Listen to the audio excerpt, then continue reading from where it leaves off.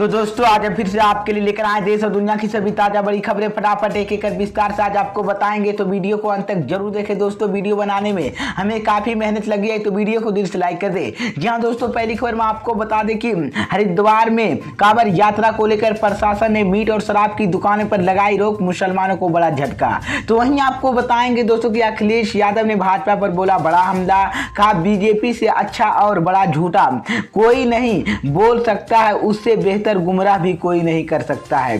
तो वहीं आपको बताएंगे दोस्तों कि ईडी से मोहलत मांग, संजय रावत ने उद्धव ठाकरे से कहा सबसे आसान काम धोखा देना। तो वहीं आपको बताएंगे दोस्तों कि ज्ञानवापी मस्जिद में दर्जे की जांच, ढांचे की जांच यूपी सरकार ने किया विरोध, अब हाई कोर्ट ने खारिज की याचिका। तो वहीं आपको बताएंगे दोस्तों कि स्मृति ईरानी ने राहुल गांधी पर बोला बड़ा हमला, कहा हमेशा संसदीय परंपरा का किया अपमान। तो दोस्तों सभी खबरों की जानकारी एक एक कर विस्तार से बताएंगे दोस्तों। इससे पहले आपसे एक छोटी सी रिक्वेस्ट करें दोस्तों, अगर आपको भी लगता है कि देश में होने वाले तमाम चुनाव ईवीएम से ना होकर के बैलेट पेपर से होना चाहिए, अगर आप भी मेरे बात का समर्थन करते हैं तो आप इस वीडियो को लाइक करके चैनल को सब्सक्राइब जरूर कर लीजिए और साथ में बेल आइकन भी प्रेस कर लीजिए और वीडियो को ज्यादा से ज्यादा शेयर कीजिए। इसी बीच पर दोस्तों अगली खबर की औरतों की हरिद्वार में कांवड़ यात्रा को लेकर प्रशासन ने मीट और शराब की दुकानों पर लगाया रोक, मुसलमानों को बड़ा झटका। जी हाँ दोस्तों, आपको बता दें ये बड़ी खबर सामने निकलकर आई दोस्तों की 14 जुलाई से सावन की शुरुआत के साथ ही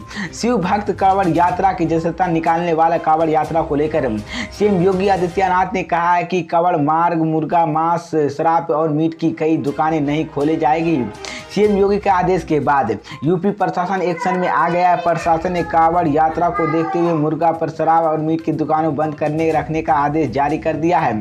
प्रशासन के आदेश के बाद मेरठ में शराब और मीट की दुकानें की तिरपाल से ढकने के काम शुरू हो चुका है और ताकि कांवड़ यात्रियों ये दुकान ने दिखाई ना दे। वहीं दूसरी तरफ कांवड़ यात्रा को लेकर प्रशासन ने आदेश जारी किया है कि आदेश के मुताबिक कांवड़ यात्रियों के तलवार, डंडे और त्रिशूल आदि जैसे हथियारों ले जाना मना होगा। बॉर्डर पर चेकिंग के दौरान अगर इनमें से कोई भी मिलता है तो उसे जबरदस्त लिया जाएगा और यूपी और उत्तराखंड प्रशासन दोनों की तरफ से इस बाबत के आदेश जारी किया गया है। लेकिन माना जा रहा है कि इसी साल की कांवड़ यात्राओं को लेकर हुजूम नजर आने वाले प्रशासन भी कांवड़ यात्राओं को लेकर शिष्ट सतर्कता बरात की जाएगा और शराब और मीट की दुकानों के शख्स पाबंद किया जाएगा और ताकि किसी तरह के विवाद खड़ा ना हो सके और शिव भक्तों की अवस्था से ठोस ना पहुंच सके। दरअसल मैं आपको बता दें कि बाजार की कांवड़ यात्रा को लेकर पूरी तरह से सजा चुका। इस बार पीएम मोदी और सीएम योगी के अलावा बुलडोजर छपी सीटें खूब मांग की है और इसी को लेकर तो ये बड़ी अपडेट आई दोस्तों की कांवड़ यात्राओं को लेकर यूपी में मुसलमानों को बड़ा झटका लगा है और यूपी सरकार ने, प्रशासन ने मीट और शराब की दुकानें बंद कर दी है। इसी बीच तो ये बड़ी अपडेट है दोस्तों।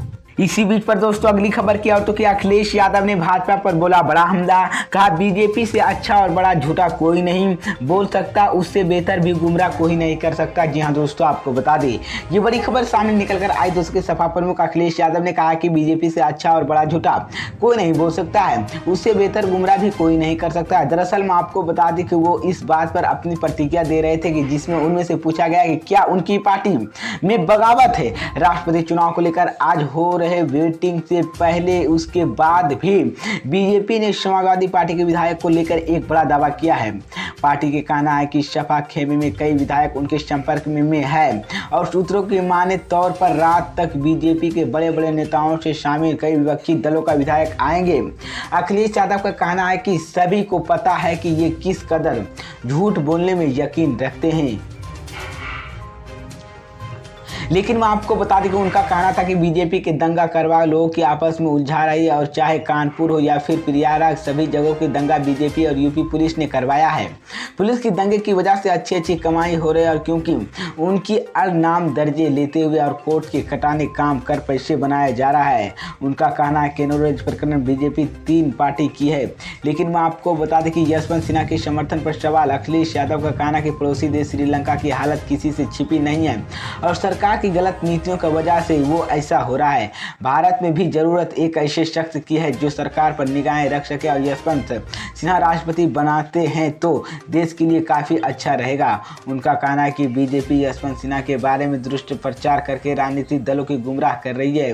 सपा शिवपाल यादव को लेकर पूछे गए सवाल पर उनका कहना है कि उन्हें पता होना चाहिए कि असेंबली चुनाव के दौरान नतीजे को लेकर बीजेपी क्या राय थी और मुलायम सिंह यादव की निशाना बनाने की कोई मौका नहीं छोड़ा है। अखिलेश यादव और ओम प्रकाश राजभर सपा प्रमुख अलग अलग बात की। उनका कहना है किसी की जाने सपा का काम नहीं रुकने वाला, वो अपना काम करते रहें और जो जाना है उसे जाते रहें। इसी बीच तो ये बड़ी अपडेट है दोस्तों, अखिलेश यादव ने बीजेपी पर ये बड़ा आरोप लगाया है। इसी बीच पर दोस्तों अगली खबर की औरतों की ईडी से मोहलत मांग। संजय रावत ने उत्तर ठाकरे से कहा सबसे आसान काम धोखा देना। जी हां दोस्तों, आपको बता दें ये बड़ी खबर सामने निकल कर आई दोस्तों की शिवसेना के राज्यसभा सांसद संजय रावत ने ईडी के सामने पेशी से आज मोहलत मांगी है। एजेंसियों की ओर से उन्होंने नोटिस जारी करके आज सुबह 11 बजे मुंबई स्थित अपने दफ्तर पूछताछ के लिए बुलाया गया है और इस पर संजय रावत ने मोहलत मांगते हुए कहा कि वो दिल्ली में संजय सांसद सत्र में हिस्सा लेने के लिए आए थे। ऐसे में उनके लिए ईडी की तरफ पूछताछ के लिए कोई पहुंचाना संभव नहीं होगा। मुंबई में जेल के लिए और उसी मामले की संजय रावत ने ईडी की ओर से सामान जारी किया गया और संजय रावत ने लगातार यह भी कहते हैं कि उन्हें कुछ भी गलत नहीं किया, लेकिन राजनीति के कारण उन्हें निशाना बनाया जा रहा है। संजय रावत ने ईडी ने 1 जुलाई को भी इसी मामले पर करीब 10 घंटे तक लगातार पूछताछ की गई थी। इसी बीच संजय रावत ने अपने ही अंदाज में एक ट्वीट को किया था, जिसे इसी ट्वीट में उन्होंने उत्तर ठाकरे के साथ अपनी एक तस्वीर शेयर की है जिसमें दोनों नेताओं के एक दूसरे के साथ पकड़े दिखाई दे रहे हैं। इसके साथ ही उन्होंने कैप्शन में लिखा है कि संसार सबसे आसान काम अपने धोखा देना। इस तरह के बार बार फिर से उन्होंने उद्धव ठाकरे के परिवार के प्रति अपनी वादावाफी किया। वहीं नहीं मंगलवार को भी उन्होंने वेबसाइट पर उद्धव ठाकरे के लिए एक तस्वीर ट्वीट करते हुए लिखा है कि खंजरों की बिना निगाह की जाती है। लेकिन मैं आपको बता दें कि संजय रावत ने ट्वीट में किसी नाम लिए बिना लेकिन उनसे एकनाथ शिंदे घूट की बगावत की जोड़कर धोखा देने जा रहा है। दरअसल मैं आपको बता दें कि शिवसेना आपसी कला से तेज की गई है और एक तरफ से 12 सांसदों के भी लोकसभा स्पीकर में अलग अलग बूथ तौर पर मान्यता ले रही है। इसी बीच तो ये बड़ी अपडेट है। इसी बीच पर दोस्तों अगली खबर की औरतों की ज्ञानवापी मस्जिद में हुई दर्जा की जांच ढांचा पर यूपी सरकार ने किया विरोध। अब हाईकोर्ट ने खारिज की याचिका। जी हां दोस्तों, आपको बता दें ये बड़ी खबर सामने निकल कर आई दोस्तों की इलाहाबाद उच्च न्यायालय लखनऊ के खंडपीठ मंगलवार को एक जनहित याचिका खारिज कर दिया है।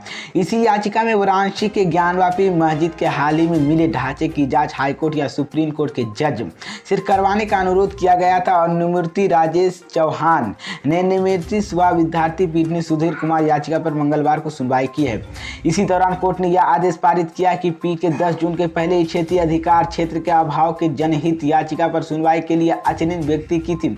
अदालत ने अपने आदेश में कहा था कि याचिका का मामला बनारस का था, वो लखनऊ पीठ के क्षेत्र अधिकार नहीं आते। इसी मामले पर 10 जून को सुनवाई करने के अपराध अदालत ने याचिका पर क्षेत्रीय हस्तक्षेप कर इनकार कर दिया था। वहीं विशेष आदेश के बाद जारी करने को कहा था और यूपी सरकार की ओर से 10 जून को याचिका पर विरोध करते हुए मुख्य स्थानीय अधिवक्ता अभिनव नारायण द्विवेदी का याचिका पर क्षेत्रीय दर अभाव घोषणा की है। लेकिन मैं आपको बता दें कि इसी को लेकर अब इससे पहले कहा गया कि केवल देश के भीतर बल्कि दुनिया भर के समुदाय के बीच विवाद पैदा कर रहा है। इसी बीच तो ये बड़ी अपडेट आई। इसी बीच पर दोस्तों अगली खबर की और स्मृति ईरानी का राहुल गांधी पर जोरदार हमला, कहा हमेशा संसदीय परंपरा का किया अपमान। जी हां दोस्तों, आपको बता दें ये बड़ी खबर सामने निकल कर आई दोस्तों। केंद्रीय मंत्री और बीजेपी नेता नुपुर स्मृति ईरानी ने कांग्रेस के पूर्व अध्यक्ष राहुल गांधी पर जमकर हमला बोला है। केंद्रीय मंत्री स्मृति ईरानी ने कांग्रेस नेता राहुल गांधी पर आरोप लगाते हुए कहा कि वो प्रोब्लेमेटिक चर्चा में नहीं होने के चाहते, संसदीय के गौरतरेत पैदा करने का उनका काम ही है। स्मृति ईरानी ने कहा है कि राहुल गांधी का पूरा राजनीतिक जीवन संसदीय परंपरा का अपमान करने में बीता है। मैं आपको बता दें कि कभी भी सवाल नहीं किया गया, हमेशा संसदीय कार्रवाई का अपमान किया। उन्होंने कांग्रेस नेता राहुल गांधी के सांसद में गतिविरोध पैदा करने का संग्रहण कराया। लेकिन मैं आपको बता दें केंद्रीय मंत्री स्मृति ईरानी ने कहा कि देश की जनता सांसद में चर्चा चाहती है कि लेकिन राहुल गांधी सांसद की कार्रवाई की बहिष्कार करने के लिए लगे हैं। सांसद उनकी उपस्थिति 40% से कम और जो राजनीति के रूप में फैल रहा और सांसद की कार्रवाई के चलने वाले और राहुल गांधी का पूरा राजनीतिक जीवन सांसद अपमान करने में बीता है। स्मृति ईरानी ने आरोप लगाया है कि राहुल गांधी कब देश में होते और कब बाहर हो जाते पता नहीं चलता। लेकिन मैं आपको बता दें, स्मृति ईरानी ने आगे कहा कि सांसद की कितनी सवाल कांग्रेस नेता राहुल गांधी ने किया है कि ये सब कोई जानते हैं कि राहुल गांधी कभी भी सवाल नहीं किया और हमेशा संसदीय कार्रवाई का अपमान किया है। इसी बीच में आपको बता दें कि लोकसभा उत्पादकता को कम करने के लिए अटकंदा दिखाते हुए सांसद ने उन्होंने चेतावनी लिहाजों में कहा है कि राहुल गांधी सांसद के बार बार उपस्थित बंदित दुर्व्यवहार बात कर रहे हैं। इसी बीच मैं आपको बता दें, मानसून सत्र के विधेयक सोमवार को शुरू में और विपक्ष के लंबित दिखा है।